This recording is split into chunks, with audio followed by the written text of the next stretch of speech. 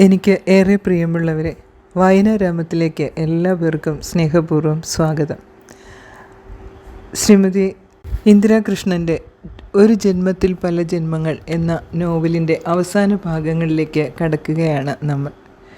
ശാന്ത എന്ന ഒരു retired bank ഉദ്യോഗസ്ഥയുടെ കഥയായിരുന്നു ശരിക്കും ഒരു ജന്മത്തിൽ പല ജന്മങ്ങൾ. പക്ഷേ അത് പിന്നീട് സ്റ്റെല്ലയുടെ, അങ്ങനെ ഓരോരോ മനുഷ്യരുടെ ഒരു ജന്മത്തിലെ തന്നെ പല ജന്മങ്ങൾ. ഒരു പക്ഷേ നമ്മുടെ തന്നെ ജീവിതത്തിലെ ഒന്നാലോചിച്ച് നോക്കൂ, ഓരോരുത്തർക്കുമില്ലേ ഈ ജന്മത്തിൽ തന്നെ പല ജന്മങ്ങൾ.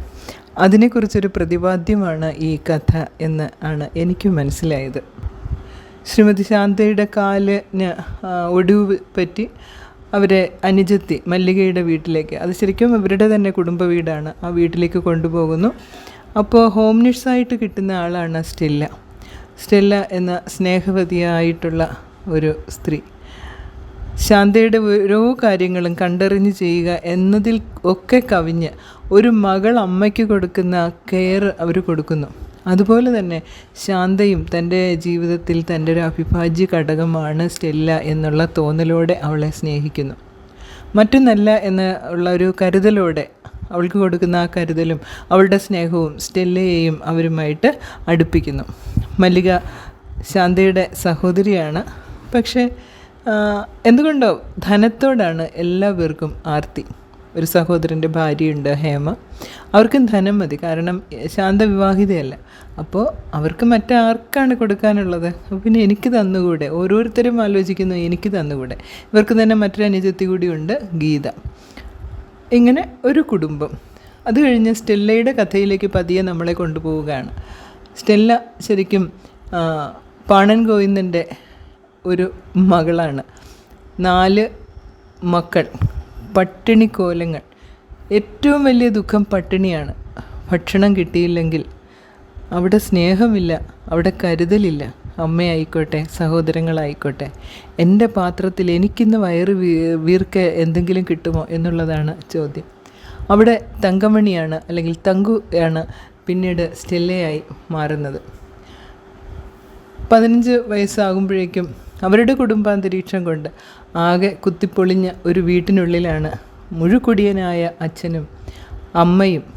വർഷം തോറും അവർക്ക് പ്രസവിക്കാനേ സമയമുള്ളൂ. പിന്നെ ഒരു മൂത്ത ജ്യേഷ്ഠനും. അച്ഛനെ കണ്ടു വളർന്ന മകനും അതേ പാത തന്നെ പിന്തുടരുന്നു. അച്ഛനാണോ മകനാണോ എന്നറിയില്ല എന്നാണ് തങ്കു പറയുന്നത്. തങ്കു ഗർഭിണിയാകുന്നു. 15ാമത്തെ വയസ്സിൽ തങ്കുവും പ്രസവിക്കുന്നു. തങ്കുവും അമ്മയും ഒരുമിച്ച് പ്രസവിക്കുകയാണ്. ജീവിതത്തിൻ്റെ വളരെ ക്രൂരമായിട്ടുള്ള, ഭീകരമായിട്ടുള്ള അവസ്ഥകളാണ് നമ്മൾ കാണുന്നത്. പിന്നീട് തങ്കു ഒരു മുസ്ലിം മനുഷ്യനോടൊപ്പം യാത്ര പോകുന്നു. അയാളോടൊപ്പം അയാളുടെ ജീവിതത്തിലേക്ക് അവൾ കൂടി കടന്നു ചെല്ലുന്നു. പക്ഷേ അയാളാകട്ടെ സ്ത്രീകളെ വിലയ്ക്ക് വിൽക്കുന്ന തരത്തിൽ അങ്ങനെയുള്ള ഒരു മനുഷ്യനായിരുന്നു. തങ്കുവിനെയും അയാൾ അങ്ങനെ തന്നെ വിൽക്കുന്നു. അങ്ങനെയൊക്കെയുള്ളൊരു കഥ. അവൾ ഗർഭിണിയാകുമ്പോൾ അവളെ അബോർഷന് വേണ്ടിയിട്ട് ശ്രമിക്കുന്നു. ആകെക്കൊണ്ട് ഒരു നിയമപരമല്ലാത്ത അബോർഷനിലൂടെ അവൾക്ക് ഭയങ്കരമായ ബ്ലീഡിങ് ഉണ്ടാകുന്നു. ആ ചികിത്സിക്കാനായി ഡോക്ടറെ ഏൽപ്പിച്ചിട്ട് അയാൾ അവിടെ നിന്ന് കടന്നു കളയുന്നു. ആ ഡോക്ടറുടെ കരുണ കൊണ്ട് അവൾ എങ്ങനെയൊക്കെയോ ജീവിതത്തിലേക്ക് തിരിച്ചു വരുന്നു. ആ ഡോക്ടറുടെ വീട്ടിൽ ജോലിക്കാരിയായി നിൽക്കുന്നു. അവിടെ നിന്നാണ് വീണ്ടും ഈ മനുഷ്യൻ അവളെ നന്നായി ജീവിക്കുന്നു എന്ന് കാണുമ്പോൾ ഈ മനുഷ്യൻ വീണ്ടും അവളുടെ അടുത്തേക്ക് എത്തുന്നു. പക്ഷേ എയ്ഡ്സ് രോഗിയായിട്ടാണ് വരുന്നത്. അയാൾക്ക് എയ്ഡ്സ് ആണെന്ന് അറിഞ്ഞിട്ടും അവൾ അയാളെ പരിചരിക്കുന്നു. പക്ഷേ അയാളുമായിട്ട് ഭാര്യ ഭർത്തൃബന്ധത്തിന് അവൾ വഴങ്ങുന്നില്ല. പക്ഷേ അയാൾക്ക് അവൾ അതിന് ചെയ്തേ പറ്റൂ എന്ന് നിർബന്ധം പിടിക്കുമ്പോൾ അവൾക്ക് അയാളെ കൊല്ലേണ്ടി വരുന്നു. ജയിൽ ശിക്ഷ അനുഭവിക്കുന്നു. ആ ജയിലിൽ നിന്ന് തിരികെ വരുമ്പോൾ, ജയിലിലെത്തുന്ന ഒരു അച്ഛനാണ് അവളോട് പറയുന്നത്, നീ തിരികെ വരുമ്പോൾ എന്നെ അറിയിക്കൂ എന്ന്. അവിടെ ചെല്ലുന്നു. അവിടെ സ്റ്റെല്ലയ്ക്കൊരു ഐഡൻറ്റിറ്റി കാർഡൊക്കെ ആയി പള്ളിയിൽ അവൾ താമസിക്കുന്നു. പള്ളിക്കാർ അവൾക്കൊരു വീട് കൊടുക്കുന്നു. ഒടുവിൽ അവിടെ നിന്ന് കൃപ എന്ന ഏജൻസി വഴി അവിടുന്ന് ഹോം നഴ്സായിട്ട്, അങ്ങനെയാണ് നമ്മുടെ ശാന്തയുടെ അടുത്തെത്തുന്നത്. ഇതൊക്കെ കഥ ഞാൻ പറയുന്നത് വളരെ നീണ്ടുപോയൊരു കഥയാണ്. അതുകൊണ്ട് ഇതിൻ്റെ കഥ രത്നചുരുക്കമായിട്ട് പറയുകയാണ്. ഇതേ സമയം തന്നെ മല്ലികയുടെ ഭർത്താവ് തൂങ്ങി മരിക്കുന്നു. വലിയൊരു കടക്കെണിയിലാണ്.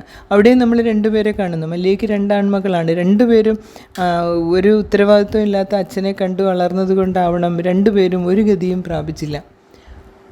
ഒരാൾ മുഴുക്കുടിയനായി. അയാൾ രണ്ട് ഭാര്യമാരെ സ്വീകരിച്ചു. രണ്ടുപേരെ അയാൾ തല്ലി ഓടിച്ചു.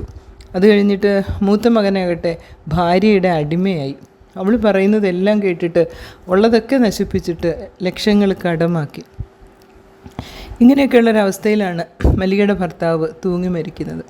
പിന്നെ അപ്പോഴേക്കും സ്റ്റെല്ല ഇവരുടെ വീട്ടിൽ വെച്ചിട്ട് ശാന്തയുടെ കൂട്ടുകാരി വഴി അവരുടെ മകളൊരു വക്കീലുണ്ട്. എന്തായാലും അമ്മയെ, അവരുടെ സ്വന്തം കുടുംബത്തെ കാണുന്നു. സ്റ്റെല്ലയുടെ കുടുംബം വളരെ നല്ലൊരു നിലയിലെത്തുന്നതാണ് നമുക്ക് കാണുന്ന ഒരു സന്തോഷകരമായ കാര്യം. മാത്രമല്ല സ്റ്റെല്ലയുടെ മകൾ അല്ലെങ്കിൽ തങ്കുവിൻ്റെ മകൾ പഠിച്ച് ഡോക്ടറാകുന്നു. പിന്നെ തങ്കു തിരികെ അമ്മയെ കാണാൻ ചെല്ലുന്നു. അമ്മ തങ്കുവിനെ കാണുന്നതും കുറച്ച് കഴിഞ്ഞ് അവർ മരിക്കുന്നു. ഇതൊക്കെയാണ് കഥ. എന്തായാലും ഈ അമ്മയും മകളുമായിട്ടുള്ള ഒരു സ്നേഹം, അതായത് മകൾക്ക് അമ്മയോട് എന്ന പോലെ തോന്നുന്ന ആ സ്നേഹം, ശാന്തയും തങ്കുവുമായിട്ടുള്ള ആ ഒരു സ്നേഹം വളരെ കാഠിന്യത്തോടെ തന്നെ നിലനിൽക്കുന്നു. അപ്പോഴും അമ്മയ്ക്ക് എന്ത് ആവശ്യം വന്നാലും ഞാൻ വരും എന്ന് പറഞ്ഞിട്ടാണ് നിൽക്കുന്നത്. പക്ഷേ മല്ലികയും കൂട്ടി പിന്നെ ശാന്ത തിരിച്ച് ഫ്ലാറ്റിൽ വരുന്നു. അതുവരെയാണ് കഥ നിൽക്കുന്നത്.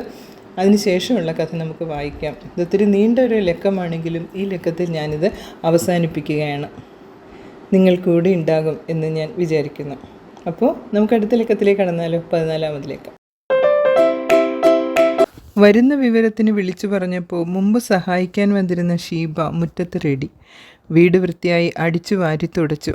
ബെഡ്ഷീറ്റുകൾ മാറ്റി തിരുമ്പാൻ വാഷിംഗ് മെഷീനിലിട്ടു. മുറ്റം അടിച്ചു വൃത്തിയാക്കി. ജിയോയിൽ ഓർഡർ ചെയ്തിരുന്ന പലചരക്ക് അടുത്ത വീട്ടിൽ കൊടുത്തിരുന്നു. ഷീബ എടുത്തുകൊണ്ടുവന്നു. രാമു പുറത്തുപോയി പാലും മാവും വാങ്ങിക്കൊണ്ടുവന്നു. രാത്രിക്ക് തിരുവിലുള്ള സ്വാമിയുടെ കടയിൽ നിന്ന് കുറച്ച് ഇടിയപ്പം വാങ്ങാം, നല്ല കുറുമയും ഉണ്ടാവും. രാമു പോയി വാങ്ങേണ്ടി വരും. സ്വാമിക്ക് സപ്ലൈ ഇല്ല. കുട്ടികൾ ഇന്നിവിടെ താമസിച്ച് നാളെ ഗീതയെ കാണാൻ പോകും. ഇന്നും നാളെയും അടുപ്പിച്ച് യാത്ര ചെയ്തുകൂടാ. ആരോഗ്യസ്ഥിതി നോക്കണമല്ലോ. അടുത്ത ആഴ്ച പോവാം.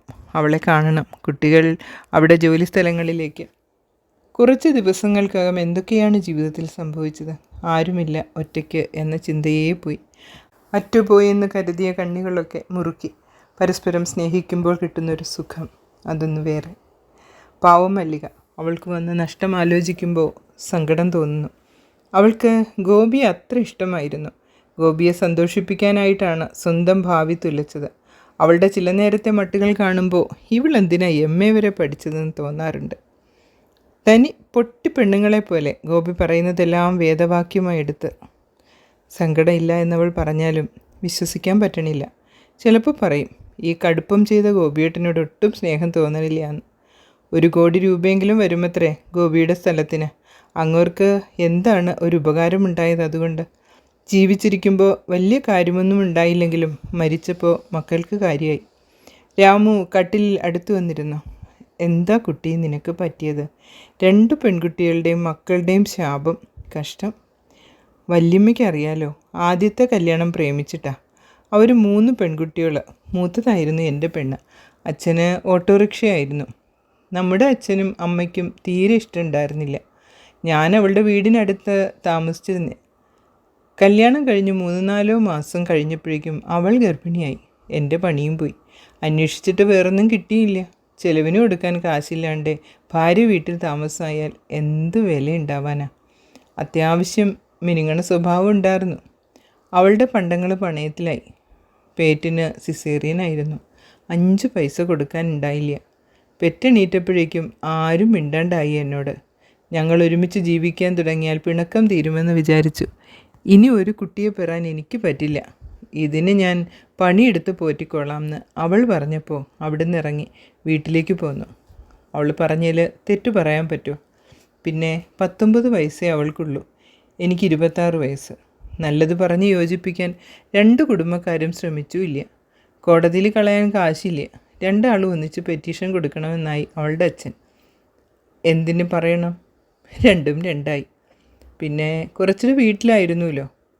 അവിടെയും ഇവിടെയും ചെറിയ ഏർപ്പാടൊക്കെ കിട്ടും. അപ്പോഴാണ് മാട്രിമോണിയൽ പരസ്യം കണ്ട് അമ്മ തപ്പിപ്പിടിച്ചത് ഇവളെ.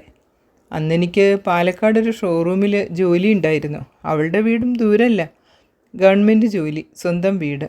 അവളുടെ ആദ്യത്തെ അമ്മായിയമ്മ തന്നെ പരസ്യം നൽകിയതും കല്യാണം കഴിപ്പിച്ചതും. അവളുടെ ഭർത്താവ് ഒരു ആക്സിഡൻറ്റിൽ മരിച്ചതാ. അങ്ങനെ ജോലി കിട്ടിയതാ.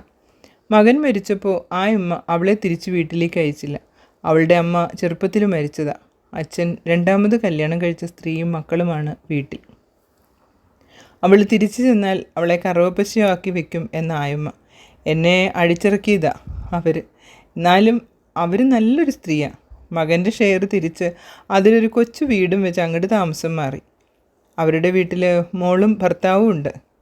ഇവൾ ചെറുപ്പമല്ലേ, അയാളേറ്റോ മോശമായി പെരുമാറിയല്ലോ എന്ന് അവൾക്ക് പേടി.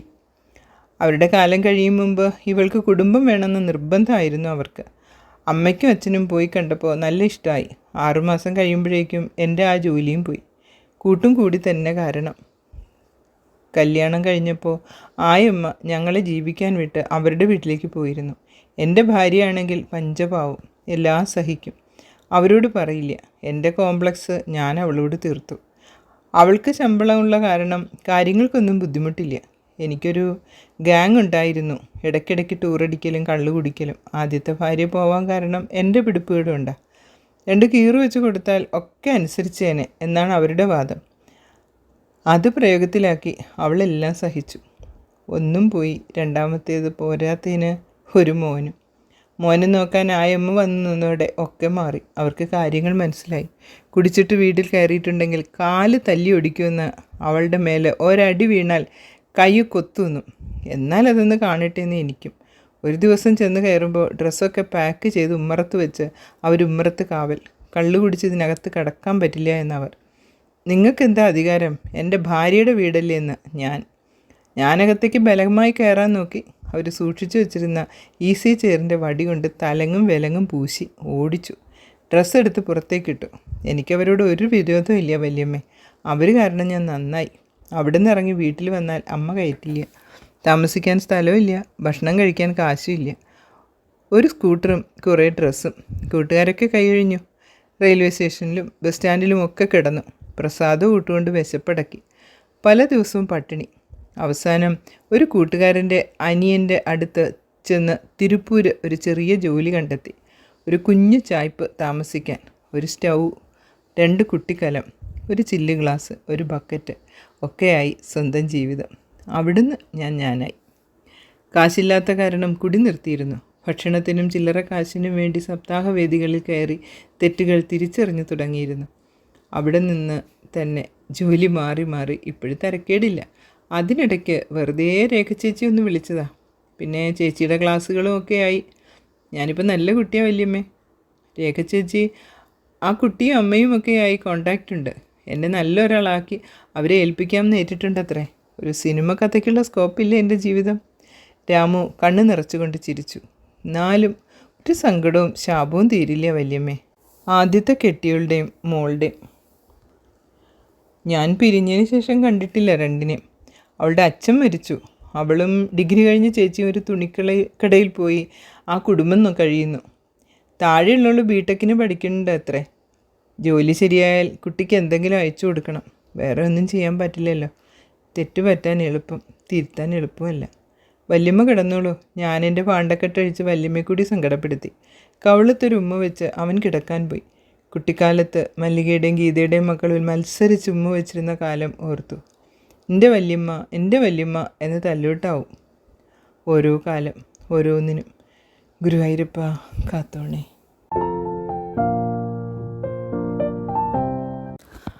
അമ്മയുടെ ബലിയിടലും അസ്ഥിയൊഴുക്കലും കഴിഞ്ഞ് എല്ലാവരും പിരിഞ്ഞുപോയി. നളിനിയും ലീനയും മാത്രമായി. ഞാൻ അയ്യന്തോളെ അമ്മയുടെ അടുത്തൊന്ന് പോയിട്ട് വരട്ടെ ഒരു ദിവസം. എൻ്റെ ഡ്രസ്സും പാസ്ബുക്കും ഒക്കെ അവിടെ നളിനിയോട് ചോദിച്ചു. അതിനെന്താ, തങ്കു പോയി വരൂ. അവിടെ നിൽക്കേണ്ട ആവശ്യമില്ലെങ്കിൽ നിൽക്കണ്ട. നളിനി. അമ്മയ്ക്ക് അനിയത്തി കൂടെയുണ്ട്. പുറംപണിക്കൊരു കുട്ടിയുണ്ട്. ഞാൻ പോയി കണ്ട് ഒരു ദിവസം നിന്ന് പോരാം. നാളെ എനിക്ക് മുടക്കാം. ഞാനും പോരാം.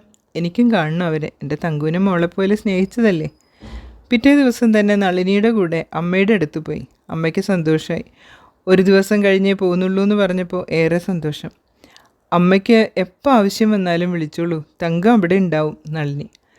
നീ അമ്മയുടെ മോൾ തന്നെ, സംശയമില്ല. ഞാനും ഇടയ്ക്ക് അങ്ങോട്ട് വരണുണ്ട്. ഞാൻ കുറേ വിഷമിച്ചിട്ടുണ്ട് തങ്കുവിനെ, എന്നോട് ക്ഷമിക്കണം മല്ലിക. കണ്ണു നിറച്ച് തങ്കുവിൻ്റെ 2 കൈയും കവർന്നു. അങ്ങനെയൊന്നും വിചാരപ്പെടണ്ട, ഞാനൊരു വേലക്കാരിയായി വന്നതല്ലേ. എല്ലായിടത്തും ഇങ്ങനെ തന്നെ ആളുകൾ പെരുമാറിയിരുന്നേ. ഇവിടുത്തെ അമ്മ മാത്രമേ വ്യത്യാസമുള്ളൂ. എനിക്കൊരു വിഷമവും ഇല്ല മല്ലികാമ്മേ. നിങ്ങൾ ചേച്ചി അനിയത്തി ഇങ്ങനെ സ്വരുമയിൽ കണ്ടതിൽ എനിക്ക് സന്തോഷമായി. ഞാൻ ഇടയ്ക്ക് ഓടി വരും അമ്മയെ കാണാൻ. സ്നേഹം തോന്നാനും സ്നേഹിക്കാനും രക്തബന്ധം വേണ്ട. ഒരേ വയറ്റിൽ നിന്ന് വന്നാലും 2 ആൾ ഒരുമിച്ച് ദേഹം പങ്കിട്ടാലും സ്നേഹം ഉണ്ടായിക്കൊള്ളണം എന്നില്ല. ഈ അമ്മയെ പോലും കാത്തുവിൻ്റെ ടീച്ചറെ പോലെയും ഉള്ളവർ അപൂർവം. ഒരു ദിവസം താമസിച്ച് വീടിൻ്റെ ചുറ്റും നടന്നു. നട്ടുവെച്ച പച്ചമുളകും വെണ്ടയും വഴുതനയും ഒക്കെ കായ്ച്ചു നിൽക്കുന്നു. തക്കാളി മാത്രം പോയി. അമ്മ പോകുമ്പോൾ ഒരു നാമപുസ്തകം തന്നു. നീ ചൊല്ലിക്കോ. അവിടെ നീ സ്റ്റെല്ലയല്ലല്ലോ. നിൻ്റെ പൈസ പലിശ അടക്കം അക്കൗണ്ടിൽ വന്നുവെന്ന് ജെസ്സി പറഞ്ഞു. നന്നായി. പണിയെടുത്ത കാശ് ചോദിച്ചു വാങ്ങണം. ആർക്കും പറ്റിക്കാൻ നിന്ന് കൊടുക്കരുത്. വീട് വിട്ടു കൊടുക്കാൻ കുറേ താമസം വരും. ഞാൻ താക്കോൽ അവർക്ക് കൊടുത്തു. ഒരു സ്റ്റൗവും 2 പാത്രമേ എൻ്റെ ഉള്ളൂ. ഇനി പേര് മാറ്റണം. കുഞ്ഞാഞ്ഞ് അടുത്ത ലീവിൽ വന്നിട്ട് വേണം. ഇവൾക്ക് ലീവില്ല. ഇത്രയൊക്കെ ആയില്ലേ? അതും ശരിയാവും. നേരം പോകാൻ എന്താ മാർഗം? തങ്കുവിനെ ഫാഷൻ ഡിസൈനിങ് പഠിക്കാൻ വിടാൻ പോവുക അമ്മേ, മറുപടി പറഞ്ഞത് നളിനി. നല്ല കാര്യം കുട്ടി. തങ്കുവിന് നല്ല വാസനയുണ്ട്. പഠിച്ചാൽ മിടുക്കിയാവും. പഠിക്കാൻ പ്രായമൊന്നുമില്ല. ഇതുവരെ 1 ലക്ഷം ഇല്ലാത്ത ജീവിതമായിരുന്നു. ഇഷ്ടങ്ങളൊന്നും ഓർത്തിട്ടും കൂടിയില്ല. ഇനി അവളെ ഇവളുടെ ഇഷ്ടത്തിനനുസരിച്ച് ജീവിക്കാൻ വിടണം. അതിന് തർക്കമില്ല അമ്മേ. പഠിക്കണ കാലത്ത് ക്ലാസ്സിൽ 1 ഡാൻസും പാട്ടും ഒക്കെ ഉണ്ടായിരുന്നു എന്ന് ടീച്ചറും കുഞ്ഞാഞ്ഞും പറഞ്ഞു. പറ്റിയാൽ പാട്ട് പഠിക്കാനും വിടും. ഇപ്പോഴത്തെ കാലത്ത് ഒന്നിനും പ്രായമില്ല നളിനി. നല്ല കാര്യം മോളെ, നിനക്ക് പുണ്യം കിട്ടും. നളിനി ഒന്ന് ചിരിച്ചു. ഞാൻ പൊയ്ക്കോട്ടെ? നാളെ തന്നെ വരുമല്ലോ. ഒരു ബുദ്ധിമുട്ടും ഇല്ല, നീ പൊയ്ക്കോ. ഈ ബാഗ് കാറിൽ കൊണ്ടുക്കോ. എനിക്കിടാനുള്ളത് പുറത്ത് വെച്ചിട്ടുണ്ട്. നളിനിയുടെ കാറ് നീങ്ങിയപ്പോൾ കണ്ണ് നിറഞ്ഞു. തുന്നൽ പഠിക്കണമെന്ന് ആഗ്രഹമുണ്ടായിരുന്നു. അവളോട് പറഞ്ഞിരുന്നില്ല. പാലക്കാട്ട് വെച്ച് അടിപ്പാവടയും മാക്സിയും അത്യാവശ്യം ജാക്കറ്റും മാത്രം തുന്നാൻ പഠിച്ചുള്ളൂ. ചുരിദാറൊക്കെ തുന്നുന്നത് സങ്കല്പിക്കും. കുട്ടികൾ ഉടുപ്പിട്ട് നടക്കുന്ന കാണുമ്പോൾ അതിൻ്റെ ഡിസൈനൊക്കെ ശ്രദ്ധിക്കും. പഠിക്കാനൊരു കാലം വരുമെന്നോ ഒരു മെഷീൻ വാങ്ങാൻ പറ്റുമെന്നോ ചിന്തിച്ചില്ല. നാത്തൂൻ ചോദിച്ചപ്പോൾ ജാക്കറ്റൊക്കെ സ്വയം തയ്ച്ചതാണെന്ന് പറഞ്ഞിരുന്നു. കൃപയിൽ രോഗികളുടെ വസ്ത്രങ്ങൾ തയ്ക്കുന്നതോടൊപ്പം സ്വന്തം ജാക്കറ്റും തുന്നിയെടുക്കും. നാത്തൂനോട് പറഞ്ഞിരുന്നു തുന്നാൻ അറിയാം, ഒരു മെഷീൻ വാങ്ങണമെന്ന്. അതാവും നളിനി ഫാഷൻ ഡിസൈനിങ്ങിന് പഠിക്കാൻ വിടാമെന്ന് പറഞ്ഞത്. ജയിലിൽ വെച്ചാണ് ഇംഗ്ലീഷ് അക്ഷരങ്ങൾ എഴുതാനും വായിക്കാനും ഒക്കെ പഠിച്ചത്. അവിടുത്തെ ടീച്ചർക്ക് വലിയ ഇഷ്ടമായിരുന്നു തങ്കുവിനെ പഠിപ്പിക്കാൻ. അമ്മയും പറയും 5ാം ക്ലാസ്സുകാരി എങ്ങനെയാണ് ഇത്ര അധികം വായിക്കുന്നതെന്ന്. അമ്മയുടെ ഷെൽഫിലെ ബുക്ക് മുഴുവൻ വായിച്ചു കഴിഞ്ഞു. നളിനിയോട് പറഞ്ഞ് ഒരു ലൈബ്രറിയിൽ മെമ്പർഷിപ്പ് എടുക്കണം. തങ്കു, നീ ഒരുപാട് കഷ്ടപ്പെട്ടില്ലേ? നിൻ്റെ ഇനിയുള്ള കാലം സന്തോഷമുള്ളതാവും ഉറപ്പ്. അങ്ങനെ തന്നെ വിചാരിക്കട്ടെ. അമ്മേ, മോള് കുറച്ച് സ്ഥലം വാങ്ങിയിട്ടത്രേ. 10 സെൻറ്റിൻ്റെ 2 പ്ലോട്ട്. അതിലൊന്നിൽ വീട് പണി നടക്കുന്നുണ്ട്. അത് കഴിഞ്ഞാൽ അങ്ങോട്ട് മാറും. അപ്പോൾ പിന്നെ എനിക്ക് പണിയാവും. 10 സെൻറ്റ് വെറുതെ കിടക്കുന്നുണ്ടല്ലോ. അതിൽ പച്ചക്കറി നടാം. എനിക്ക് തുന്നൽ പോലെ ഇഷ്ടമാണ് കൃഷി. എൻ്റെ വീടിൻ്റെ ചുറ്റും 2 മാസം കൊണ്ട് എന്തൊക്കെ ഉണ്ടാക്കി. നന്നായി മോളെ, മനസ്സിൽ സന്തോഷത്തിന് നല്ലതാ കൃഷി. മല്ലികമ്മയുടെ കുട്ടികൾ പോയോ? മോളെ, അവളുടെ ജീവിതവും കലങ്ങി തെളിഞ്ഞു. മൂത്തോൻ അടുത്തന്നെ ഗൾഫിൽ പോവും. ഇപ്പോഴും ജോലിയുണ്ട്. 2ാമനും ബാംഗ്ലൂർ ജോലി കിട്ടി. മല്ലികയുടെ ഭർത്താവിൻ്റെ വീട്ടിൽ നിന്ന് 33 സെൻറ്റ് സ്ഥലവും 15 ലക്ഷം രൂപയും കിട്ടി. കടം വീട്ടി. പിള്ളേർ താമസിച്ചിരുന്ന പുതിയ ഭാഗം വാടകയ്ക്ക് കൊടുത്തു. 6000-7000 വാടക കിട്ടും. ഒരാൾക്ക് ജീവൻ പോവേണ്ടി വന്നു എന്ന് മാത്രം. എല്ലാം നേരെയാവാൻ. അതും ഒരു യോഗം. അമ്മേ, ഒരു ഉറുമ്പിനെ കൂടി കൊല്ലാത്ത ഞാൻ ഒരാളെ കൊന്നില്ലേ? ചില നേരത്ത് എനിക്ക് അത് വിശ്വസിക്കാനേ പറ്റണില്ല. അതെ, ഒക്കെ യോഗം തന്നെ. എൻ്റെ ഒരു വീഴ്ച എനിക്ക് നിന്നെ തന്നു. ഈ അമ്മ എനിക്ക് അമ്മയും മക്കളെയും കുടുംബത്തിനെയും ഒക്കെ തന്നില്ലേ? എൻ്റെ താഴാതികളും കുഞ്ഞാഞ്ഞിയും നാത്തൂനും ഒക്കെ തമ്മിലുള്ള സ്നേഹം കാണുമ്പോൾ ആര് തമ്മിലും ഒരു സ്നേഹവും ഇല്ലാണ്ടിരുന്ന ഭക്ഷണം പോലും തട്ടിപ്പറിക്കണ പാണൻ കോയുന്നതിൻ്റെ കുട്ടികൾ തന്നെയല്ലേ ഇത് എന്ന് വിചാരിക്കും. ഇനി അതൊന്നും ആലോചിക്കണ്ട. നാളെ നല്ലത് വരുന്ന വിചാരിക്കുക. കുറേ നേരമായി അമ്മ ഇരിക്കണു. പോയി കിടന്നോളൂ. ശരി, ഞാൻ അനുസരിച്ചേക്കാം. ഞാനും ഇത്തിരി കിടക്കട്ടെ. തങ്കുവും എഴുന്നേറ്റു. തങ്കു ബാഗ് ഒതുക്കി ഇറങ്ങാനുള്ള ഒരുക്കത്തിൽ. രാവിലെ ടിഫിൻ ഉണ്ടാക്കാനും മല്ലികയും തങ്കുവും ഒരുമിച്ച് അടുക്കളയിൽ കണ്ടപ്പോൾ സന്തോഷം തോന്നി. മല്ലിക നല്ല മാറ്റം വന്നിരിക്കുന്നു. തങ്കുവിന് ശമ്പള ബാക്കിയൊന്നും കൊടുക്കാനില്ല. ആ മാസത്തെ കാശും ഏജൻസിയിൽ കെട്ടിയിരുന്നു. 2 മാസമേ പിന്നെ നിന്നിട്ടുള്ളൂ. എന്നാലും എന്തെങ്കിലും കൊടുക്കണം. ഇനി അവൾക്ക് പണത്തിന് ആവശ്യമൊന്നും വരില്ല. മകൾ അങ്ങനെ ഒരു കുട്ടി. അലമാര തുറന്നു. പോസ്റ്റ് ഓഫീസിൽ നിന്ന് എടുത്ത പണത്തിൽ നിന്ന് 20,000 രൂപ എടുത്തൊരു കവറിലിട്ടു. ഒരുമിച്ച് ജോലി എടുത്തിരുന്ന ശ്യാമളയുടെ മകൻ ഗൾഫിൽ നിന്നും വന്നപ്പോൾ തന്ന കസവ് സാരി ഉടുത്തിട്ടില്ല. കവറിൽ തന്നെ ഇരിക്കുന്നു. പൈസയുടെ കവർ സാരിയുടെ മടക്കിൽ വെച്ച് അവൾ കണ്ടാൽ വാങ്ങില്ല. അവൾക്ക് അലോഗ്യം തോന്നാഞ്ഞാൽ മതിയായിരുന്നു. നമ്മുടെ കയ്യിലുള്ളതല്ലേ ഇഷ്ടമുള്ളവർക്ക് കൊടുക്കുക. അന്ന് എച്ചുട്ടിക്ക് പൈസ കൊടുത്തപ്പോൾ വിഷമമായി. പിന്നെ ആ പണം സാവിത്രി ഏൽപ്പിക്കുകയാണ് ചെയ്തത്. അവൾക്ക് ബുദ്ധിമുട്ട് വരുമ്പോൾ പണം കൊടുക്കുന്നത് സാവിത്രിയാണെന്ന് പറഞ്ഞിരുന്നു. സാവിത്രിയും എച്ചുട്ടിയും ഒക്കെ ഒരുമിച്ച് വളർന്നവരാണ്. സ്കൂളിൽ പോയിരുന്നതും തറവാട്ടിലെ കുളത്തിൽ നീന്തി കുളിച്ചതും വളർന്നതും ഒരുമിച്ച്. ചെറുപ്പത്തിലെ ഏറ്റിയ പ്രാരാബ്ധം എല്ലാ ബന്ധങ്ങളിൽ നിന്നും അകത്തി. പലപ്പോഴും കണ്ടാൽ ചിരിക്കാൻ കൂടി മറന്നു. ആരെക്കുറിച്ചും അന്വേഷിക്കാറില്ല. അവർക്ക് തോന്നിക്കാണും ഉദ്യോഗസ്ഥ എന്ന ഗമയാണെന്ന്. സാവിത്രി മക്കളുടെ കല്യാണങ്ങൾക്കൊക്കെ ക്ഷണിച്ചപ്പോൾ പോയി സമ്മാനം കൊടുത്തു പോന്നു. അച്ഛൻ മരിച്ച ശേഷം അമ്മയും അവരോടുള്ള അടുപ്പം കുറവായിരുന്നു. എച്ചുട്ടിക്ക് മാസം തോറും എന്തെങ്കിലും കൊടുക്കാനുള്ള ഏർപ്പാട് ചെയ്യണം. പോരുന്ന തിരക്കിൽ സാവിത്രിയുമായി അധികം സംസാരിക്കാൻ പറ്റിയില്ല. മല്ലികയുടെ വീട് വാടകയ്ക്ക് കൊടുക്കാൻ പോകുമ്പോഴാവാം. തറവാട്ടിലെ എല്ലാവരെയും കാണാൻ ശ്രമിക്കണം. 2 ദിവസം നിൽക്കണം. എന്തോ വീടിനോടൊരു മമത തോന്നുന്നത് ഇപ്പോഴാണ്. വയ്യാതെ കിടന്നപ്പോൾ മുഴുവൻ ഓരോ കോംപ്ലക്സ് കാരണം ഓരോ ദിവസവും കഴിഞ്ഞാൽ മതിയെന്നായിരുന്നു. ഏറ്റവും അടുത്ത സന്ദർഭത്തിൽ രക്ഷപ്പെട്ടു. മല്ലികയോടും ഗീതയോടും തോന്നിയതിലും കൂടുതൽ സ്നേഹം തങ്കുവിനോട് തോന്നിയിട്ടുണ്ട്. പെറ്റമ്മ പോലും ഇത്ര കരുതൽ ജീവിതത്തിലുണ്ടായിട്ടില്ല. അമ്മ കയ്യിലുള്ളത് തന്നാൽ മതി, ഞാൻ നിന്നോളാം, എനിക്ക് അമ്മയുടെ അടുത്ത് നിൽക്കാനാണ് ഇഷ്ടം എന്ന പറച്ചിൽ മറക്കില്ല. ഞാൻ മരിച്ചു പോയാലോ എന്ന് ചോദിച്ചപ്പോഴും ആരോഗ്യമുണ്ടെങ്കിൽ പണിയെടുത്ത് കഴിയും, അല്ലെങ്കിൽ വരണത് അനുഭവിക്കും എന്ന മറുപടി. വലിയ പഠിപ്പും വായനയും ജ്ഞാനവും എന്തിന്? എന്തോ ചില കർമ്മബന്ധങ്ങൾ യോജിപ്പിച്ചതാണ്. വെറും 3 മാസത്തെ പരിചയം, 30 കൊല്ലം ഒരുമിച്ച് പെരുമാറിയാലും വരാത്ത അടുപ്പം. വലിയ പഠിപ്പും കുലമഹിമയും ഒന്നും വേണ്ട മനുഷ്യന്. മനസ്സിൽ നന്മയാണ് വേണ്ടത്. എന്നിട്ടും പാവം അനുഭവിച്ചതോ മുജ്ജന്മകൃതം എന്ന് പറയുന്നത് ഇതൊക്കെ കാണുമ്പോഴാണ് ശരിയെന്ന് തോന്നുന്നു. മല്ലികയും തങ്കുവും കൂടി മുറിയിലേക്ക് വന്നു. ഞാനിപ്പോൾ പോയാലും വിളിച്ചാൽ അപ്പോഴുണ്ടാവും. എന്ത് വിഷമമുണ്ടെങ്കിലും പറയണം. 2ആളും ഡോക്ടറെ കാണാൻ അലയണ്ട, മോള് വന്ന് നോക്കിക്കൊള്ളാം എന്ന് പറഞ്ഞിട്ടുണ്ട് തങ്കു. ഇതൊരു സാരി കയ്യിൽ വെച്ചോ, ഇനി പഠിക്കാൻ പോകുമ്പോഴൊക്കെ ചുറ്റാലോ. തങ്കു സന്തോഷത്തോടെ വാങ്ങി. അമ്മയുടെ ബ്ലൗസും മാക്സിയും ഒക്കെ ഞാനാ തുന്നാട്ടോ. അവൾ ഈ ആഴ്ചയിൽ തന്നെ മെഷീൻ വാങ്ങി തരാമെന്ന് പറഞ്ഞിട്ടുണ്ട്. പുതിയ വീട്ടിൽ മാറിയാൽ ഇതിലും വഴി എളുപ്പമാണ് വരാൻ. ഞാൻ വരും ഇടയ്ക്കൊക്കെ, വിളിച്ചു പറഞ്ഞ് ഓട്ടോറിക്ഷക്കാരൻ വന്നു. അമ്മ സൂക്ഷിക്കണം കേട്ടോ, മല്ലികാമ്മയ്ക്ക് പണിയുണ്ടാക്കല്ലേ. കൈവിട്ട് ഓട്ടോറിക്ഷയിൽ കയറി. ജന്മാന്തര ബന്ധങ്ങൾ. ഒരു ജന്മത്തിൽ പല ജന്മങ്ങൾ. ഏറെ പ്രിയമുള്ളവരെ, ഈ നോവലിൻ്റെ അവസാന ഭാഗമാണ് നാം ഇപ്പോൾ കേട്ടത്. ഇതിൻ്റെ തുടക്കത്തിൽ ഇതിൻ്റെ കഥയൊരു രത്നച്ചുരുക്കം ഞാൻ പറഞ്ഞിരുന്നു.